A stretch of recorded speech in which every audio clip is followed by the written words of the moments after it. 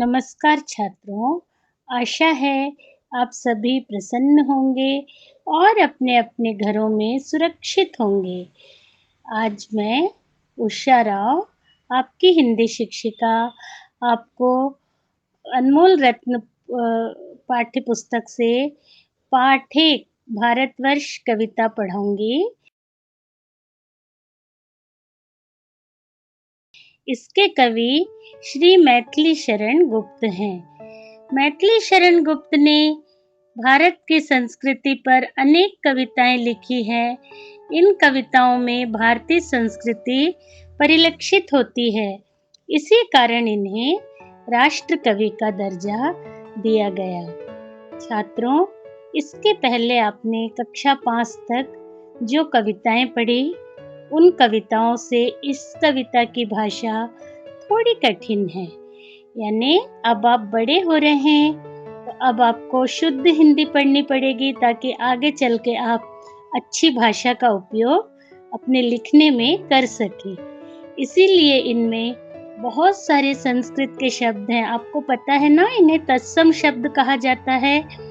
तत्सम यानी उसके जैसा, यानी संस्कृत के ही शब्द जैसे के वैसे उपयोग किए जाते हैं, जिनमें कोई परिवर्तन नहीं होता, उन्हें तत्सम शब्द कहते हैं। तो आज हम इस कविता में उन शब्दों के अर्थ पढ़ेंगे और साथ ही साथ पूरी कविता का मैं आपको विस्तृत वर्णन बताऊंगी और व्याख्या भी करूंगी, जिसे कि आपको अपनी कॉपी में लिखना है। और इसके पहले हम संदर्भ, प्रसंग लिखेंगे और अंत में व्याकरण से संबंधित विशेष लिखेंगे। ये मैं आपको व्याख्या में स्पष्ट रूप से करवा दूंगी। और साथ ही साथ पहले मैं आपको शब्दार्थ बताऊंगी और उसके बाद जब मैं व्याख्या करूंगी तो मैं आपको व्याख्या करके बता दूंगी, जिसे कि आपको अपनी कॉपी में लिखना है। आशा है आपको समझ आ गया होगा। अब इस कविता पर आते हैं। भारत प्राकृतिक सौंदर्य से परिपूर्ण है। यह पुरातन देश है।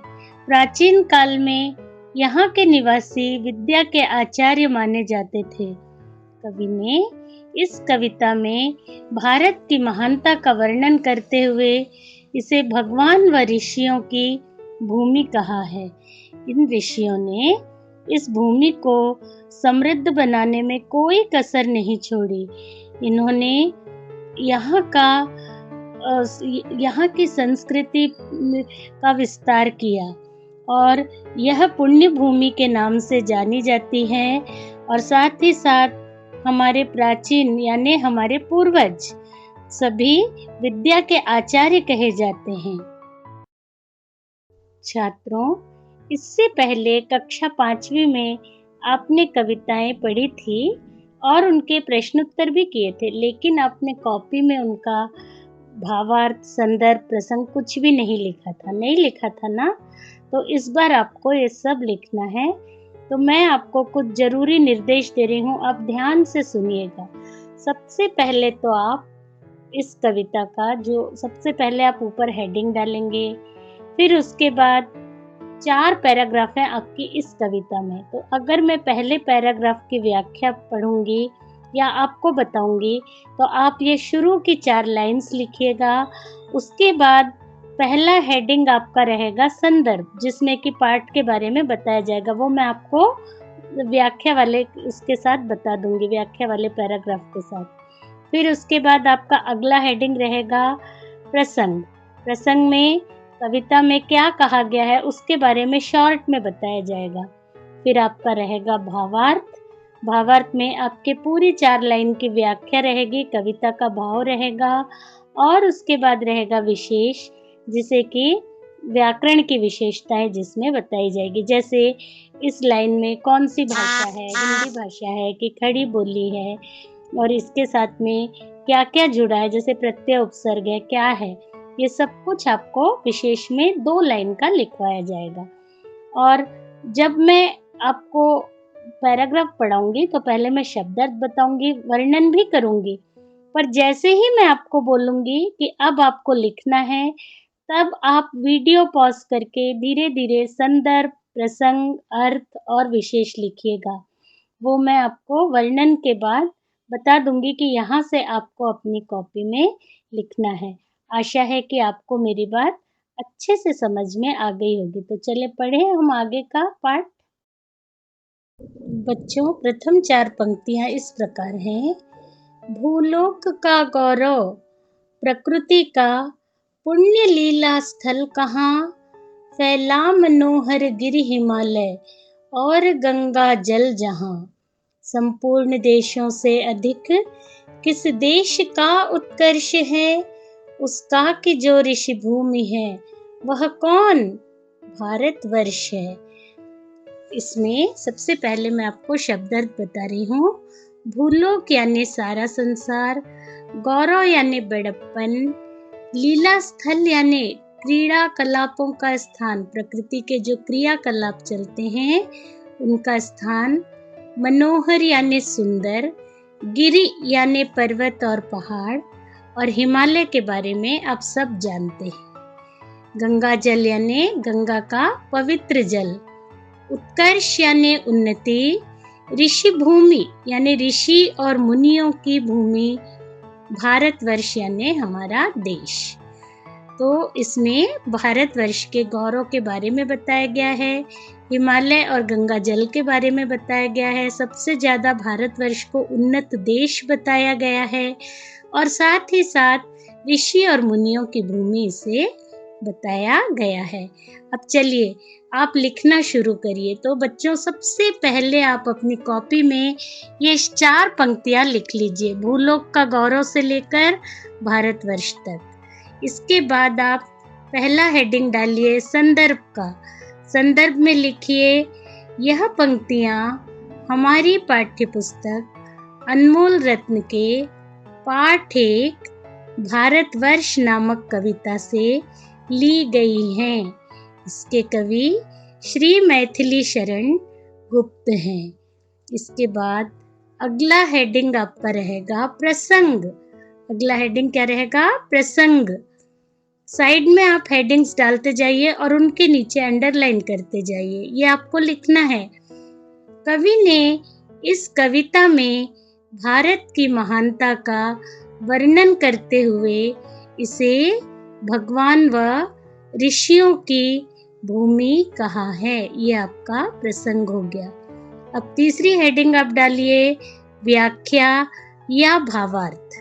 या तो आप भावार्थ लिखिए या तो आप व्याख्या लिखिए, और डैश डाल के लिखना शुरू कीजिए कि जो सारे संसार का गौरव है और प्रकृति जहाँ पर अपने विभिन्न क्रियाकलाप करती है, जहाँ पर सुंदर हिमालय पर्वत बहुत विशाल क्षेत्र में फैला हुआ है, और यहाँ पर गंगा नदी का पवित्र जल पूरी धरती को सिंचित करते हुए बहता है।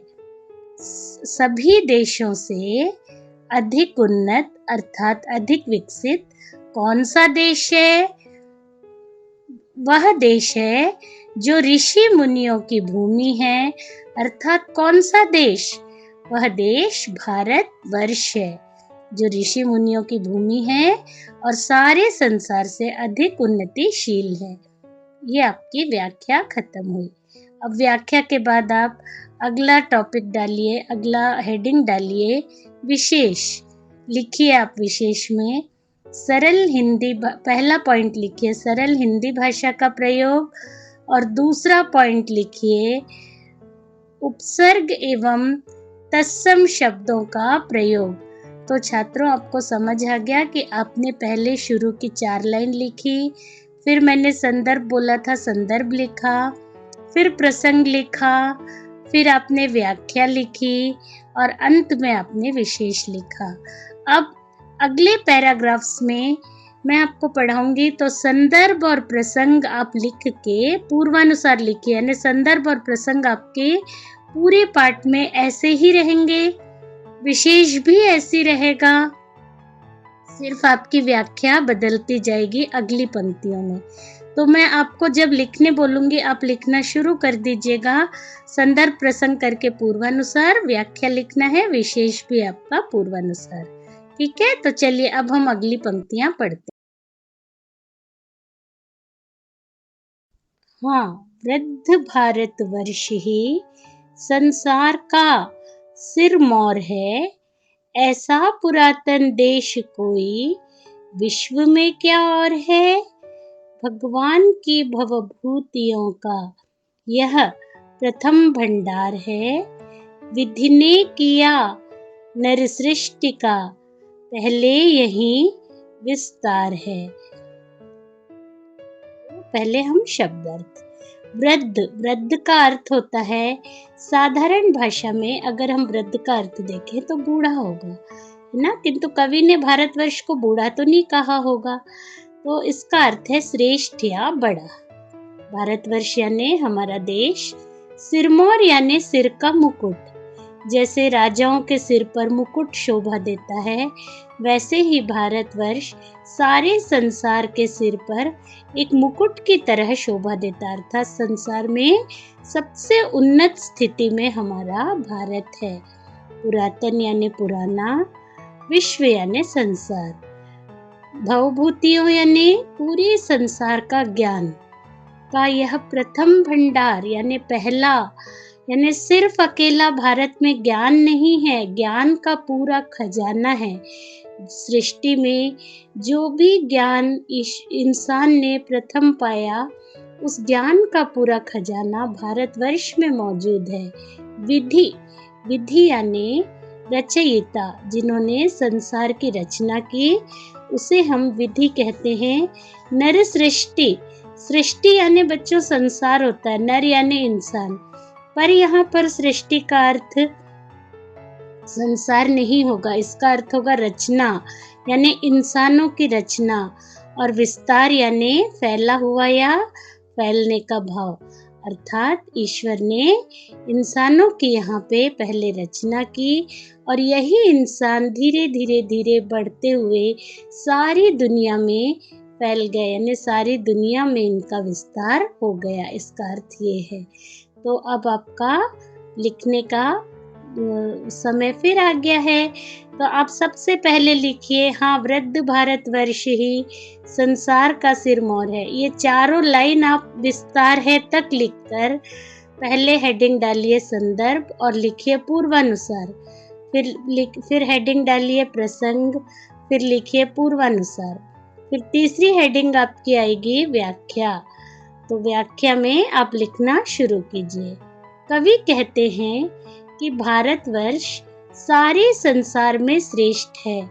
जिस प्रकार किसी राजा के सिर पर उसका मुकुट शोभा देता है, उसी तरह भारतवर्ष सारे संसार के सिर पर मुकुट की तरह शोभा देता है। ऐसा पुरातन देश यानी ऐसा पुराना देश क्या दुनिया में कोई और है? मतलब इतना पुराना देश है ये कि यहाँ कहा जा सकता है कि सृष्टि की शुरुआत यहीं से हुई है। यह ईश्वर के जो ज्ञान दिया है, ईश्वर ने सभी को, ईश्वर के ज्ञान का पहला पहला भंडार है। हमारा देश ईश्वर के दिए हुए ज्ञान का पहला भंडार है और विधाता ने इंसानों की रचना की और सबसे पहले इंसान भारतवर्ष में ही रहे और धीरे धीरे धीरे धीरे सारे संसार में फैलते चले गए। अर्थात संसार में जितने भी इंसान हैं, जितनी भी इस सृष्टि का विस्तार हुआ है, उसमें सबसे पहला इंसान भारतवर्ष में ही जन्म लिया है। अर्थात ईश्वर ने इंसान को सबसे पहले भारतवर्ष में ही भेजा है और यहीं से सारी दुनिया की आबादी बढ़ती चली गई है। बच्चों, अभी आपका व्याख्या खत्म हो गया। अब आप फिर से हेडिंग डालिए विशेष, और वो भी अगली 4 पंक्तियां हैं। यह पुण्य भूमि प्रसिद्ध है, इसके निवासी आर्य हैं, विद्या कला कौशल्य सबके जो प्रथम आचार्य हैं। संतान उनकी आज यद्यपि हम अधोगति में पड़े, पर चिन्ह इनकी उच्चता के आज भी कुछ हैं खड़े। इसके पहले हम शब्दार्थ देख लेते हैं। पुण्य भूमि, यानी पुण्य यानी हमेशा सत्कर्म करते रहने वाली भूमि। भूमि यानी धरा या पृथ्वी। और आपको बच्चों पुण्य का अर्थ पता है ना, अच्छे कार्य। जैसे पाप का अर्थ होता है बुरे कार्य, इसका विलोम है पुण्य, जिसका अर्थ होता है अच्छे कार्य। प्रसिद्ध यानी विख्यात। इसके निवासी, निवासी यानी इसमें निवास करने वाले। आर्य यानी सबसे पहले जो भारत में आए और जिन्होंने भारत पर राज्य किया, अर्थात भारत को आर्यों की ही भूमि कहा जाता है। विद्या, कला, कौशल्य। कौशल्य यानी कुशलता, कला यानी तरह तरह की कलाएं, और विद्या यानी पढ़ाई। सबके जो प्रथम यानी पहले, आचार्य यानी गुरु। संतान उनकी आज यद्यपि, यद्यपि यानी किंतु, यदा प्लस अपि होगा इसका संधि विच्छेद। अधोगति यानी अवनति। जिस तरह उन्नति होती है, उन्नति का अर्थ विकास होता है, अधोगति यानी पिछड़ जाना होता है, पीछे रह जाना होता है। पर चिन्ह उनकी उच्चता, चिन्ह यानी निशानियां, उच्चता यानी श्रेष्ठता, आज भी कुछ है खड़े। अर्थात अभी आपको लिखना नहीं है, मैं सिर्फ आपको थोड़ा सा बताऊंगी वर्णन, फिर हम व्याख्या लिखेंगे। यह ऐसी भूमि है जहाँ पे हमेशा सत्कार्य होते रहे हैं, सत्कर्मों के लिए प्रसिद्ध है ये भूमि, विख्यात है। और इसमें निवास करने वाले आर्य हैं, जिन्होंने सबसे प्रथम इस संसार पे शासन किया। यह अपनी विद्या, अपनी कलाएं और अपनी कुशलता के कारण सारे संसार के सबसे पहले गुरु कहलाते हैं। संतान, हालांकि हम उनके संतान हैं, किंतु आज हम विकास की दौड़ में काफी पीछे हो गए हैं, अर्थात हमारी अधोगति यानी अब हम विकास की दौड़ में पिछड़ चुके, हमारी अवनति होती जा रही है। पर आज भी उनकी श्रेष्ठता की कई चिन्ह ऐसे हैं जिन्हें देख के पता लगता है कि हमारी भारतीय संस्कृति कितनी समृद्ध थी। अब बच्चों, अभी आप 4 लाइन फिर लिख लीजिए। यह पुण्य भूमि प्रसिद्ध है से लेके आज भी कुछ है खड़े तक। इसका संदर्भ पूर्वानुसार, प्रसंग पूर्वानुसार। अब व्याख्या आपको फिर से लिखना है। यह धरती प्रसिद्ध है क्योंकि यहाँ पे हमेशा सत्कार्य होते हैं और इसमें निवास करने वाले प्रथम निवासी आर्य हैं, अर्थात हम सब आर्यों की ही संतान हैं। ये आर्य अपनी विद्या, अपनी कलाएं और अपनी कुशलता के कारण सारे संसार के प्रथम गुरु कहलाते हैं। आपको पता है बच्चों कि भारत विश्व गुरु कहलाता है, तो यह आर्य अपनी विद्या, कला और कौशल के कारण संसार के सबसे पहले गुरु कहलाते हैं। हम उन्हीं के संतान हैं, किंतु आज हम अवनति के रास्ते पर हैं, अर्थात हम विकास की गति में संसार से पिछड़ गए हैं। पर उन आर्यों की श्रेष्ठता के चिन्ह हैं जो आज भी इस संसार में दिखाई देते हैं, जिनसे पता लगता है कि हमारी भारतीय संस्कृति कितनी उच्च थी, कितनी समृद्ध थी। इसके बाद आप विशेष का हेडिंग डालिए और लिखिए पूर्वानुसार।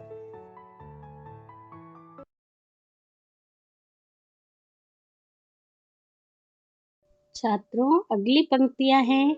शुभ शांतिमय शोभा यहाँ भव बंधनों को खोलती, हिलमिल मृगों से खेल करती, सिंहनी भी डोलती, स्वर्गीय भावों से भरे ऋषि होम करते थे जहाँ, उन ऋषि गणों से ही हमारा था हुआ उद्भव यहाँ।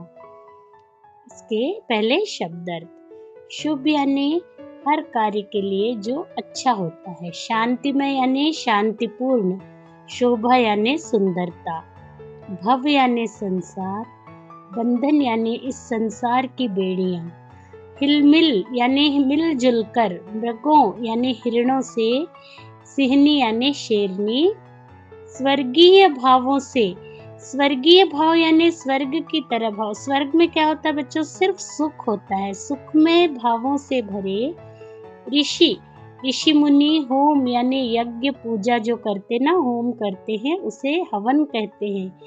होम को हवन भी कहा जाता है। उन ऋषिगणों से, ऋषिगणों यानी ऋषि मुनियों का समूह, उद्भव यानी हमारा जन्म यहाँ पे हुआ था। इस तरह से इसके शब्द अर्थ हो गए। मैं थोड़ा सा वर्णन बता के आपको व्याख्या लिखवाऊंगी।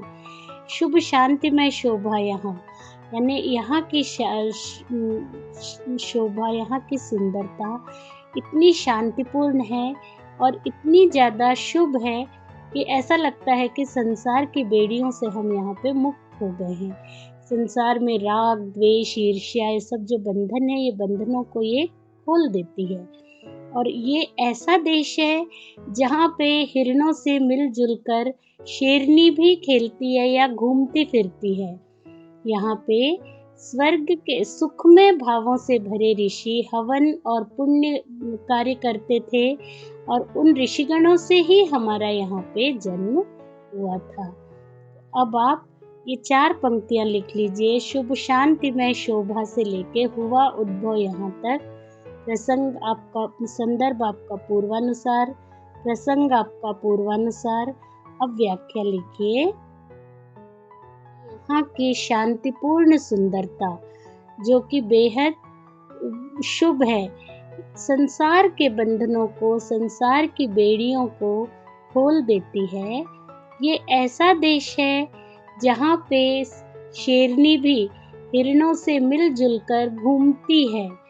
यहाँ पे शुभ भावों से भरे, स्वर्ग की तरह आनंद भावों से भरे ऋषि मुनि यज्ञ करते थे और उन ऋषि मुनियों के समूह से ही यहाँ हमारा जन्म हुआ था। अर्थात हम सब उन ऋषियों की संतान हैं जो कि शुभता के भावों से भरे हुए यहाँ पे हमेशा पूजा पाठ में लीन रहते थे। इसका विशेष भी पूर्वानुसार। यह कविता हमारे देश की संस्कृति और सभ्यता की ओर संकेत करती है और इस कविता को पढ़कर हमें यह पता चलता है कि हमारी भारतीय संस्कृति कितनी समृद्ध थी। इसका प्राकृतिक वातावरण कितना मनोहर और सुंदर था। छात्रों, आशा है कि आपको कविता का अर्थ समझ में आ गया होगा। अब आप अगली कविता के लिए तैयार रहिए। धन्यवाद। आपका दिन शुभ हो।